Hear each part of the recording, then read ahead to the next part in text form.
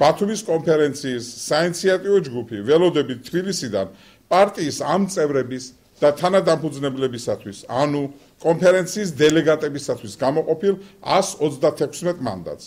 ვამზადებ დარბაზს, მიმდინარეობს ბათუმის ორგანიზაციის ხელმძღვანელობის კანდიდატთა შერჩევა. ანუ ვემზადებით კონფერენციისათვის.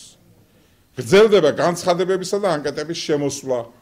ხელთა გვაქვს 20-ზე მეტი ასეთი დოკუმენტი, რომელთა განხილვაც ყრილობის შემდეგ მოხდება.